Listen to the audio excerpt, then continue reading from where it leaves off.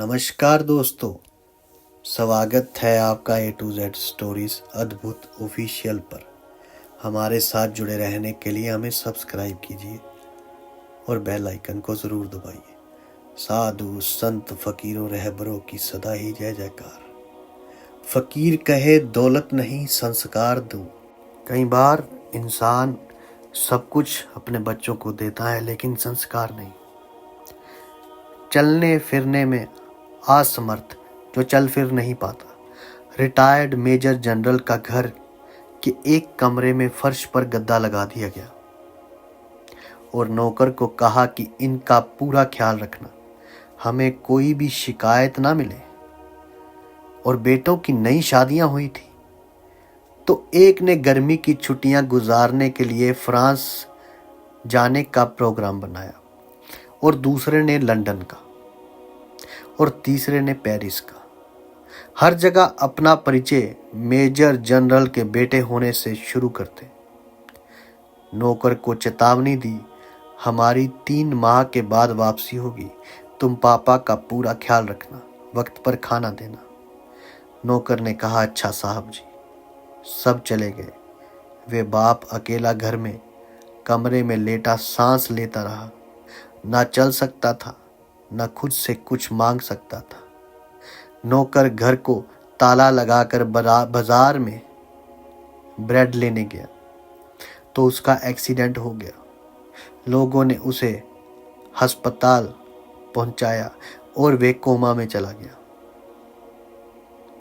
नौकर कोमा से होश में ना आ सका। बेटों ने नौकर को सिर्फ बाप के कमरे की चाबी देकर बाकी सारे घर को ताले लगाकर चाबियां साथ ले गए थे। नौकर उस कमरे को ताला लगाकर चाबी साथ लेकर गया था कि अभी वापस आ जाऊंगा। अब बूढ़ा रिटायर्ड मेजर जनरल कमरे में बंद हो चुका था।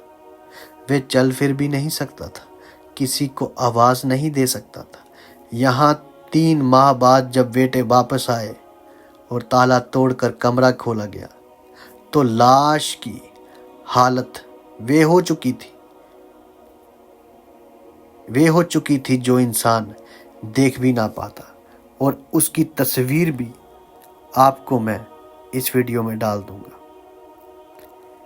ये घटना हमें ये बता रही है कि किस तरह अपनी संतान के लिए नेकी और बुराई की परवाह किए बगैर हम सब उनका भविष्य संभालने के लिए तन मन धन कमाते हैं और ज़्यादा से ज़्यादा दौलत जायदादें बनाकर उनका भविष्य की पीढ़ियों को आर्थिक रूप से सुदृढ़ करने की कोशिश करते हैं और सोचते हैं कि ये औलाद कल बुढ़ापे में मेरी देखभाल करेगी।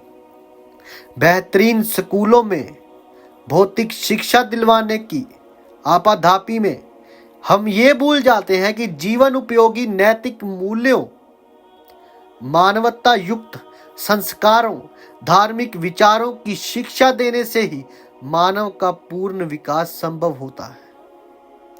हर इंसान जो बोता है उसी का ही फल पाता है।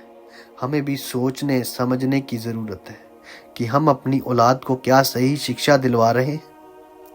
कहीं हमारा हाल भी ऐसा तो नहीं होने वाला है। ईश्वर परमात्मा किसी को ये दिन ना दिखाए कि बच्चे चले जाएं और बाप पीछे मर जाए। ऐसा दिन भगवान किसी को ना दिखाए। यदि आपको हमारी ये कहानियाँ अच्छी लगती तो आप हमें सब्सक्राइब कीजिए, शेयर कीजिए, लाइक कीजिए। आप सबके भीतर बसे उस परमात्मा को मेरा प्रणाम। आप सबका धन्यवाद। साधु संत फकीरों रहबरों की सदा ही जय जयकार।